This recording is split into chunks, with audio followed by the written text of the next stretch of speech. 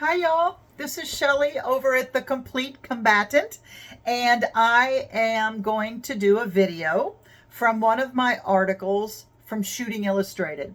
I write there once a month, and my poor editor has to deal with me being dyslexic.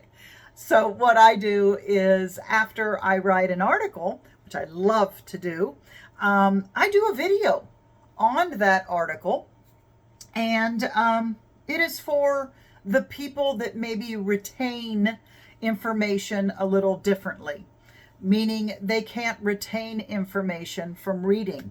They retain information from a video or from listening or from images. So this is for you guys. I'm just going to read it right off of shootingillustrated.com. So here's my article. Here we go. Why is situational awareness important? One opportunity is all a bad guy needs. Today, I'm going to tell you a true story about my friend Anna, who roughly 20 years ago didn't lock her patio door. I am writing this with her permission and her help to make sure I have my information correct.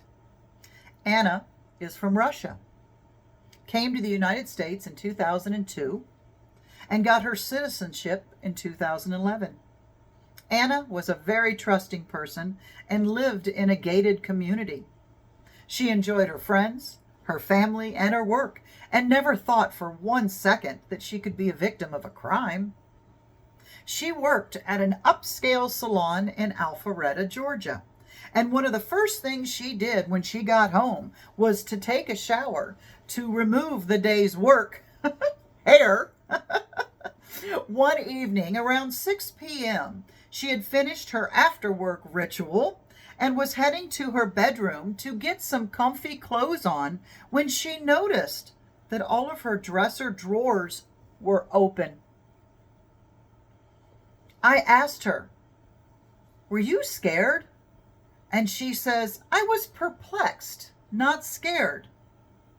You see, since she never thought it could happen to me, she could not even comprehend that there was a person in her apartment while she was at a very vulnerable part of her day, naked in the shower.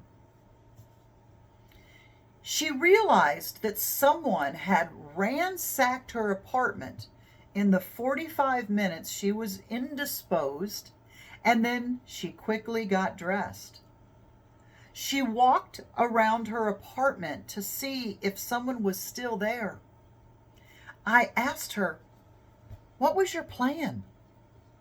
And she said, "I had no plan. I had no weapon. I had no clue what to do if someone was still there." She called her next door neighbor first, and then he called 911.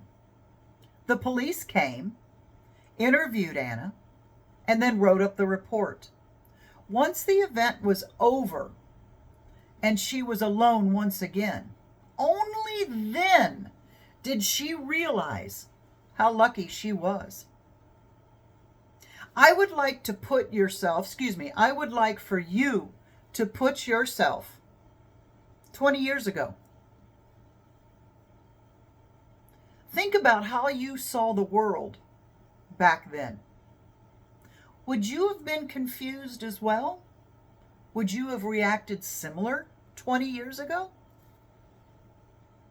She and I talked about who she was then and who she is now, and about the decisions she would make in present time. You see, not a week after that break-in, she went to a local firearms range and started her journey into personal protection. She stated that back then, the focus was all about the gun, where today it's about using the correct amount of force at the proper distance in the context of the situation. Good job, Anna. Here are a few bullet points with some of the pre-need decisions she wished she knew back then, 20 years ago. Just lock all of your doors. Have a mindset that it can happen to you. Have a plan. Where is your firearm? Is it in a safe? Is it in a bathroom with you? Is it carried off body and is still in a bag? Do you live alone? So is it just sitting on the counter? Make your pre-need decisions now before you have to put them into action. Once available, leave the apartment as quick as possible because the bad guy could still be in the house. And then after you are safe, call 911. The reason that I am telling you this story is because I went to Anna's salon. Salon, how funny! We didn't drink, I promise. Her salon this week. And when I got to her studio, it was locked. I knocked and she yelled, "Come on in that adorable little Russian accent. And I yelled back, "I can't, it's locked." I could hear her laughing as she headed my way. And as she opened the door, she said, "Better safe than sorry." Lessons were learned 20 years ago.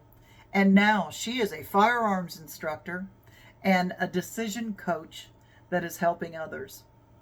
She finished up with saying, "We ask our children to look both ways before they cross the street. That is a simple ask to keep our kids safe. Don't we owe it to ourselves to do an equally simple task and just lock your doors at all times?" Good job, Anna.